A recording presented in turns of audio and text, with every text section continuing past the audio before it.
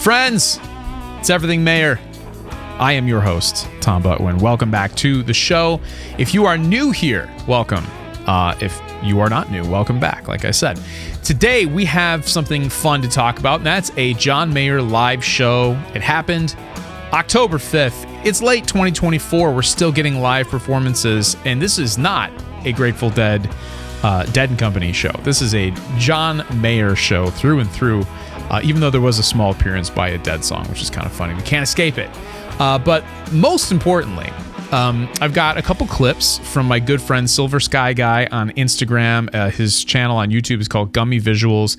Tons of really great Mayer stuff. But we've got a couple clips of in-between song banter that I really want to share with you, and we can kind of dig into it because I think they give us a little maybe unintentional update as to how the new album recording process is going. Before we do that, though, if you want and you're new, please hit that subscribe button. It helps the channel immensely. Leave a comment. If you really want to go above and beyond, there is a join option. Think of it kind of like a Patreon thing through YouTube, where there are 2 levels you can join and support the show and get bonus content, live streams, the whole 9 yards. All the information is there for you. But let's talk about the set list. 6 songs, and I'm going to read them to you. And what do you notice about these songs? Who Says, Something Like Olivia, Vultures, In the Blood, Slow Dancing in a Burning Room, and Waiting on the World to Change. So the first thing I noticed is this is a very it's a set list that is lacking deep cuts. The deepest cut, I suppose, is In the Blood, which I would argue is not even really that deep of a cut, because I think at one point it was actually in his top 5 Spotify streaming songs. So it has definitely kind of, it's obviously not a radio hit, but it definitely caught some energy and some momentum at one point in time. So I think a lot of people have heard that song. But out of those 6, it's probably the least well-known if you are a casual John Mayer fan. And I think that, speaking of casual fans, that might be how and why this set was structured the way that it is. I've noticed, Dave Matthews Band has been doing festivals as well towards the end of their kind of summer tour before the fall thing kicks off. And they're always shorter sets, and they're always geared towards maybe the more casual fan, maybe the person who just happened to be there, maybe the person who just saw, DMB or John Mayer, whatever festival we're talking about, and looking at the whole list and saying, yeah, I'd like to go to that. But they're not us, they're not watching Everything Mayer. And I think John is maybe acutely aware of that. I mean, I know I would be if I was him. And you want to play to the room. And the room, quote unquote, it seems it's almost like divided into 2 pieces. And he does make a comment in some of the videos I've seen about like super fans being up front, and then back behind where a lot of the cameras were filming is the majority of the crowd. So it seems like VIP section, maybe in these green lawn chairs, and then like majority of the crowd behind where most people were filming from. So there's a divide there, and I think he is perceiving a desire for different songs depending on why you're there. And that's probably true to some extent. He's going to want to cater to people who maybe haven't thought about him for a while. So yeah, let's play Waiting on the World to Change, Slow Dancing in a Burning Room. Let's play some stuff that people know. No, he didn't do Your Body is a Wonderland. No, he didn't do Daughters. So if you're at that level of superficial John Mayer fan, that's all you know, you're not going to be too happy with this 6-song set. But again, I think he is actually, in my opinion, I think he's underselling himself a little bit, if that's what he was thinking. Like, I got to make sure that I got my most well-known songs in this set because I don't have super fans there. I think he's beyond that at this point. I think people are going to be excited to hear whatever he has to bring to the table. He did not play any new songs. We are going to hear from John, though. Let's use a couple of these clips of in-between song banter to kind of jump off from. And take it away, John. Let us revel in your musings in between songs. Let's see what he has to say. Taking a drink of water. Again, this is from Silver Sky Guy, Gummy Visuals on YouTube. Thank you for providing. I'm in the studio working on a new album, a new song. And haven't played a whole song front to back. in quite a while, and it feels very good. I gotta say, it's nice when you play a song that's already been written that you know that is quantifiably pretty good, instead of playing little pieces of things and going, put me in there, the second verse. It's nice to play contiguously from front to back, and it's also nice to play while looking at Parasols, which I think is the first show I have ever done this at, and it's very beautiful for me. Thank you. So a little window into what he's been doing. We know he's been in the studio. We know that he's been writing and obviously recording. And it's a totally different mindset, totally different pace than playing live shows. And that's what he's saying there. Playing completed works front to back is so different than trying to figure out like how to weave a guitar part into a brand new song or a brand new recording. So I would imagine coming off of Dead and Company at the Sphere and then going into the studio and then having to pop out of the studio mode to go do this one-off 6-song show is not the easiest thing in the world to do. You're really going back and forth between different mindsets, different paces, different prep processes. It's not easy. Just say that. I mean, like, I'm not trying to say like this is like the hardest thing in the world to do, but it's definitely not easy. If you're kind of in one mode, to have to shift out of that is not the easiest thing in the world. So let's listen to the next clip here.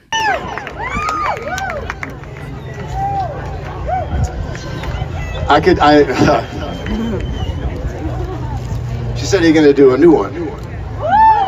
The trick is when you're writing a song, if you can remember the lyrics without having to go back to them, then they're good lyrics.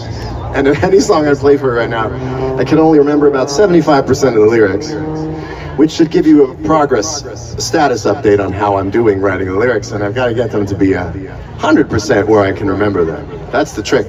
You can work all day on a song, and if you get home 15 minutes later and you can't sing it to yourself, that's not a good song. That happens sometimes too, but these are all distilled. Right now, the reason I wouldn't play a new song is because all my songs go into years-long beta testing with focus groups and global conglomerates. And this is the stuff, this is the best of this. This is the best I got, people, so I'm going to stick with that before I play some of the, needs to be cleared and approved, and needs to pass stringent quality control systems, which take years to do. There it is.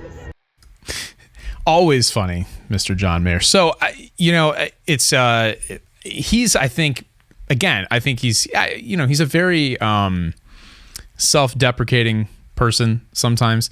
And, hearing him talk about the process and what he's experiencing there, you would think like, oh, he's having a hard time getting these songs out. I don't think that is exactly what he was trying to relay to us there. But I think, what it does mean is that what's being written and recorded is in an unfinished state. It's not ready to be projected out onto the internet, because the days of being able to test something out or a piece of something at a show and not have everyone film it and put it on Instagram are over. And I'm happy they're over, because then I get to see things like this. I didn't get to go to the show. So, and we get to all experience it, thanks to Gummy Visuals / Silver Sky Guys. So, I think it's a good thing, but it also means that you're going to have artists, comedians who are just a little bit more hesitant to try something out before they think it's really ready.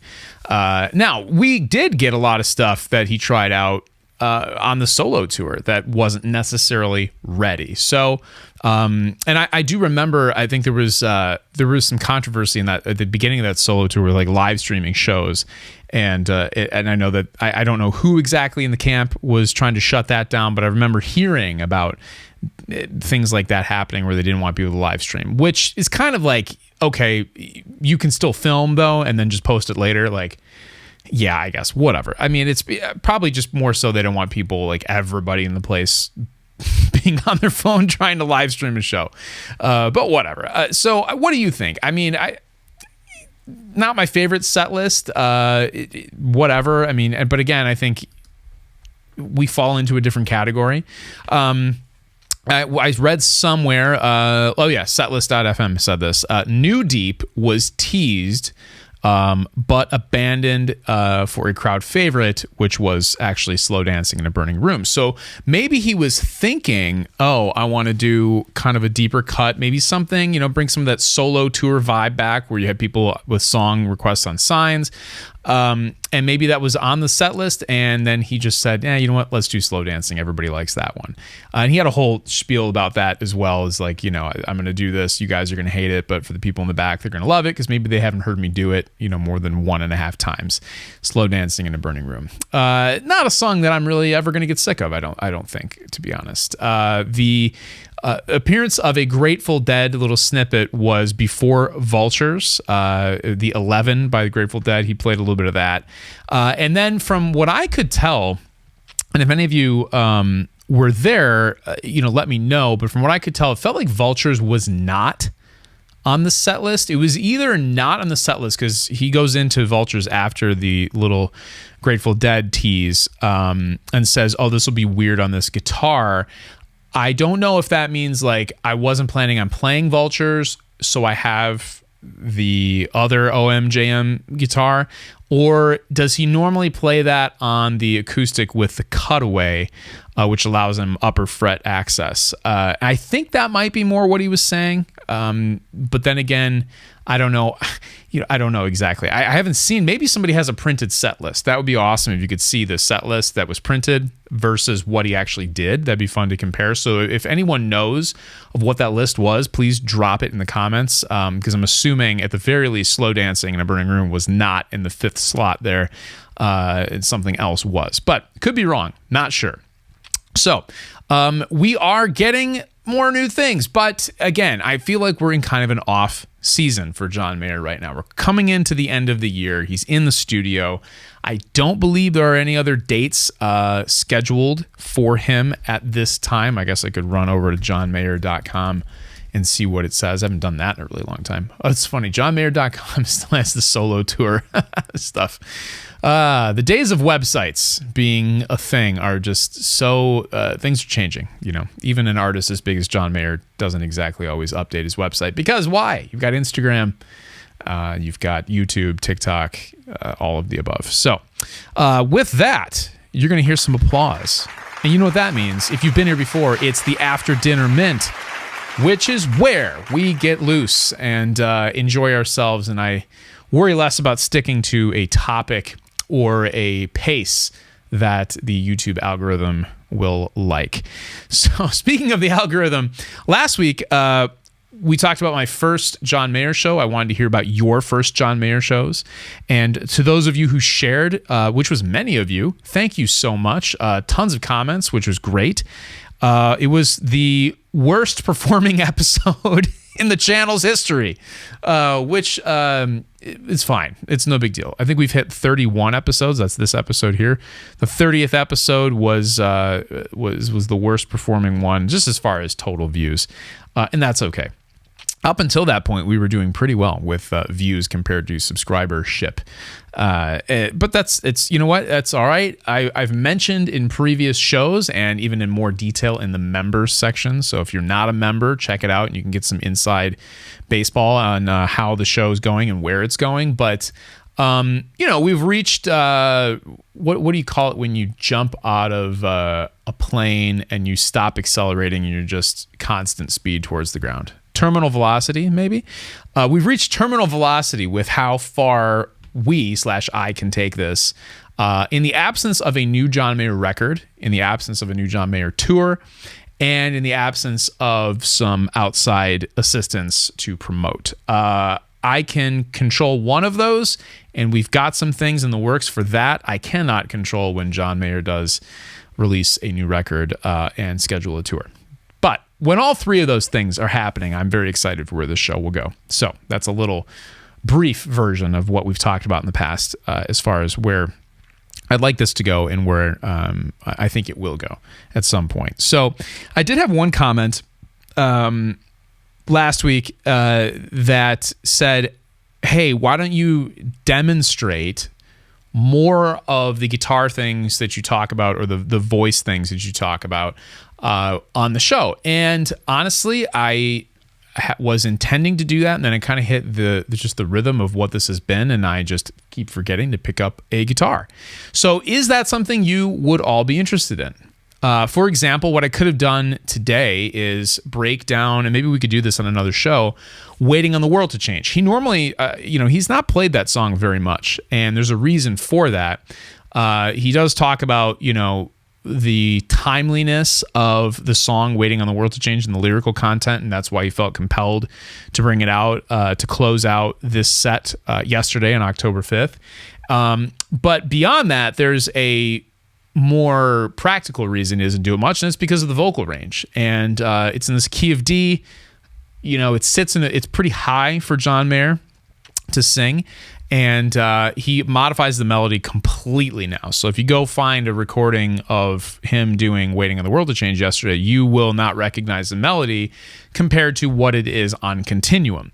So would you be interested in breaking something like that down, and just like the note choices and why he's bringing certain things down, and why that song is actually, I have a higher singing voice than he does, just by nature, and even that song is still hard for me to sing because of where it sits. It sits in a weird spot for most male voices. So the key of D, the key of E tend to be like that in a lot of ways. So would you be interested in that? I don't know. You let me know in the comments. That's the quote-unquote expertise I bring to the table, but also I am totally fine to just be a fan and not bore you by picking up the guitar or trying to demonstrate something by singing it.